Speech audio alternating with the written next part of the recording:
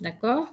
Donc, à l'examen, il faut distinguer soit examen, soit signe. Les deux se valent. Si c'est les signes, vous faites les syndromes, un syndrome d'altération de l'état général dans lequel vous parlez de tous les signes généraux, asthénie, adénamie, anorexie, etc.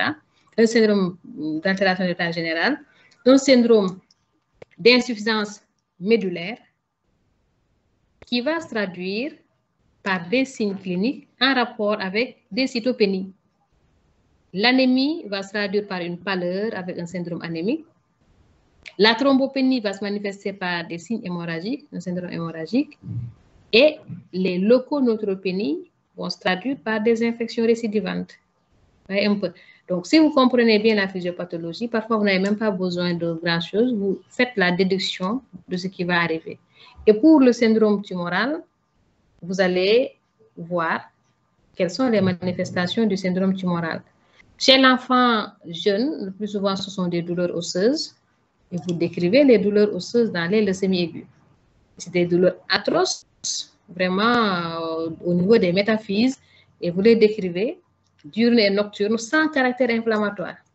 Ce qui les différencie des autres douleurs que vous allez retrouver dans la drépanocytose, dans les rhumatismes, etc., et dans les traumatismes. Donc, vous faites la description de ces douleurs-là. Parfois, ce sont des hypertrophies d'organes.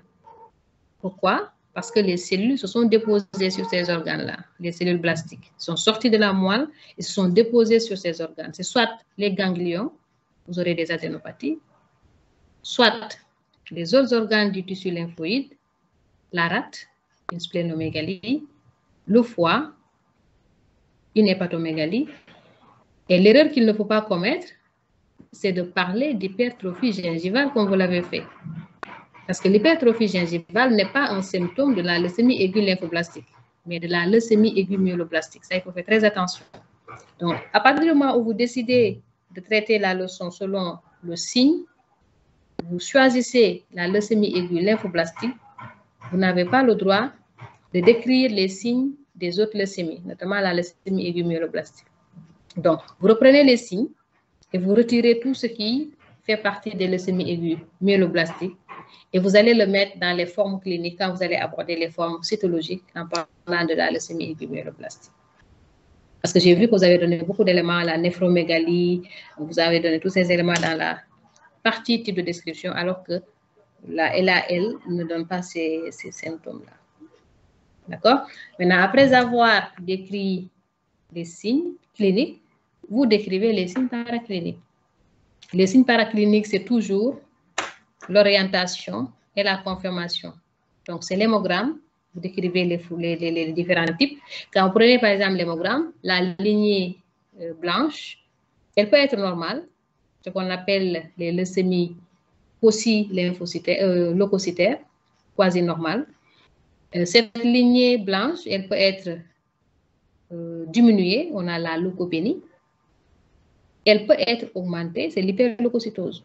Donc, vous voyez un peu, si vous interprétez votre hémogramme, vous avoir les trois modalités. Les polynucléaires neutrophiles vont constamment être abaissés. Et c'est l'élément le plus constant dans les leucémies. Quels que soient les chiffres de globules blancs, que ce soit une leucopénie, un taux normal ou bien une hyperleucocytose, vous aurez toujours une neutropénie. Et c'est cette neutropénie qui va faire la gravité parce qu'elle va expliquer tous les risques infectieux. Elle va expliquer cette fièvre qui sera là et les risques d'infection que vous aurez chez ces enfants présentant une leucémie. Si vous prenez les globules rouges, vous aurez une diminution, pareil. Le taux d'hémoglobine sera abaissé. Les plaquettes, pareil, elles seront abaissées. Maintenant, vous pouvez avoir une atteinte de l'ensemble des lignées. Cela vous donne une pancytopénie. Parfois, cela vous donne une bicytopénie, l'atteinte de 2 lignées. Maintenant, en fonction de ce que vous avez, les réticulocytes vous orientent. Régénératif, ce n'est pas une leucémie. À régénératif, vous pensez à une cause centrale et vous passez à l'étape suivante, le frottis, pour vérifier s'il y a des blastes en périphérie. Encore une fois, je vous ai dit, les blastes sont produits par la moelle, mais ne doivent pas sortir en périphérie. Ils doivent rester dans la moelle, maturer dans la moelle, et ce sont les cellules matures qui doivent sortir. On peut, dans certaines infections ou bien dans certaines situations, avoir ce qu'on appelle quelques blastes, une blastose périphérique. Vraiment un pourcentage très faible, ce qu'on appelle les avortements médulaires. Ce sont des cellules qui échappent et qui sortent en périphérie, mais ce n'est pas pathologique. Maintenant, si vous avez une blastose supérieure à 20%, vous allez voir au niveau central qu'est-ce qui se passe. Et là, vous faites le médullogramme. Le médullogramme, quand vous le faites, vous faites encore un frottis médulaire qui vous permet de caractériser les cellules et de quantifier les blastes. Et c'est à partir de ce moment que vous êtes sûr que vous êtes dans une leucémie aiguë.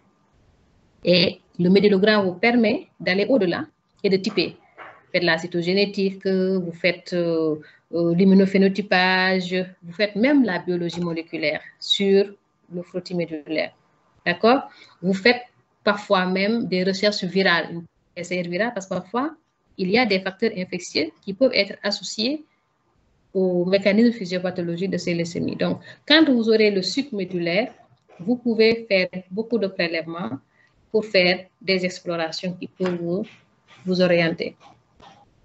Ensuite, vous faites ce qu'on appelle le diagnostic d'extension. Il ne faut pas dire bilan d'extension. Le bilan d'extension, ce sont des examens complémentaires. Et ces examens complémentaires rentrent dans un contexte beaucoup plus global qu'on appelle diagnostic d'extension. Et ce diagnostic d'extension, il est clinique, il est paraclinique. D'accord? Et quand vous avez une hémopathie, après avoir posé le diagnostic, la question qui doit vous venir en tête, c'est est-ce que cette hémopathie ou bien cette néoplasie est restée dans l'endroit où elle est née ou bien elle a déjà commencé à envoyer des métastases? Ça, c'est une question très importante qu'il faut se poser.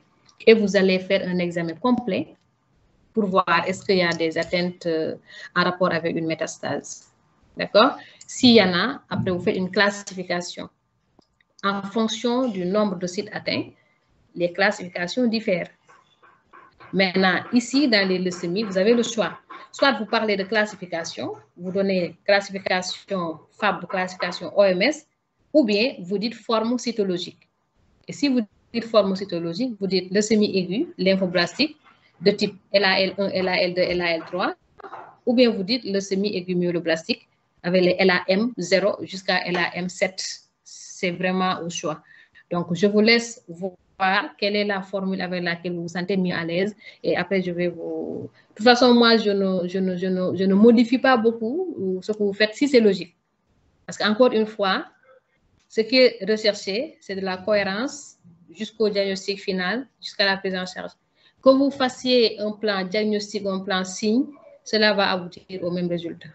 Mais en général, on vous dit, quand c'est une maladie de type signe, leucémie, ce sont des signes, des maladies, vous prenez signe, diagnostic, traitement.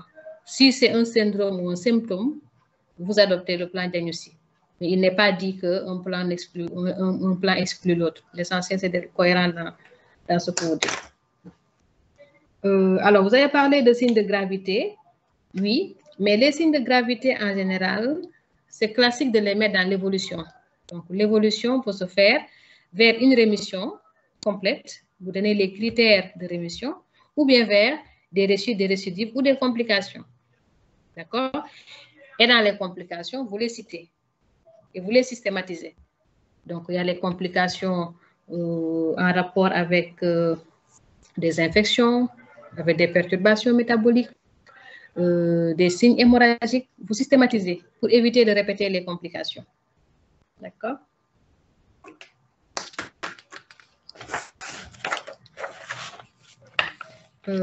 Alors, dans les examens complets, dans le diagnostic d'extension, il ne faut pas oublier, c'est toujours clinique paraclinique. Clinique paraclinique. Il y a également un examen pré-thérapeutique, il ne faut pas l'oublier. Il y a deux choses différentes. Il y a le diagnostic d'extension qui est propre à toutes les hémopathies ou à toutes les néoplasies. Et il y a le bilan pré-thérapeutique, tout juste avant la prise en charge. Et ce bilan pré-thérapeutique, c'est comme le diagnostic d'extension. Son objectif, c'est de rechercher des infections ou bien des anomalies ou bien des terrains même. Un enfant peut faire une leucémie aiguë alors qu'il est porteur d'une trisomie 21 ou bien d'une cardiopathie congénitale.